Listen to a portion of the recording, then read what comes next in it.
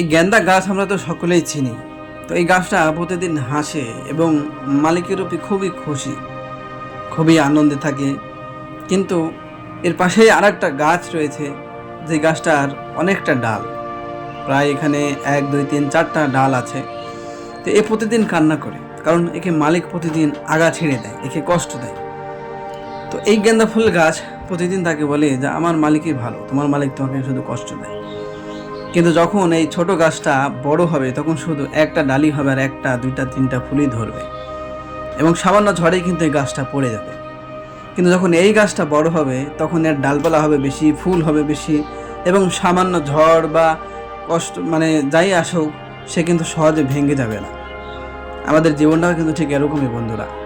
আমাদের জীবনে কষ্ট আসলেই আমরা কিন্তু সৃষ্টিকর্তাকে, পরমাত্মা, পরমেশ্বর, গড বা যাই বলেন না কেন, তাকে আমরা হাজারো কথা বলি, তাকে আমরা ধন্যবাদ জানাতে পারি না। এর কারণ না জানার কারণেই কিন্তু আমরা এটা করি। আপনাকে যে মালিক বা আপনার পরমাত্মা বা পরমেশ্বর বা সৃষ্টিকর্তা আপনাকে যে প্রতি মুহূর্ত কষ্ট দিচ্ছে, এই কষ্ট দেওয়ার পেছনে আসল উদ্দেশ্যটাই হলো এটা, যে আপনি আরও সুন্দর হন, আপনার ডালপালা আরও বেশি হোক, আপনার ধৈর্য ডালপালা হোক, আপনার ভিতরে স্থিরতার ডালপালা হোক, আপনার ভিতরে যাতে সুন্দর সুন্দর ফুল তৈরি হয়, আপনি যাতে ভবিষ্যতে যখন আপনি বড় হবেন, আপনি যখন বড় একটা জায়গায় পৌঁছবেন, যাতে আপনার ধৈর্য, আপনার অহংকার যেন শেষ হয়ে যায়, আপনি এত ধৈর্যশীল হতে পারেন যাতে আপনার জীবনে যতই ঝড় আসুক না কেন, কষ্ট আসুক না কেন, আপনি সেই কষ্টকে সহজে মোকাবেলা করতে পারবেন।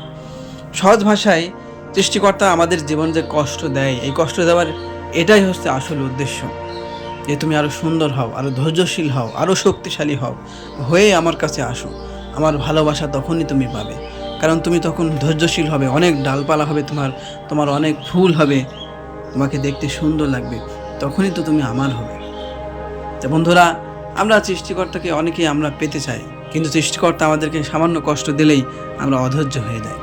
এজন্য আপনার জীবনে যখনই কষ্ট আসবে, আপনি পরমাত্মা, পরমেশ্বর বা সৃষ্টিকর্তাকে বা গডকে আপনি ধন্যবাদ জানাবেন।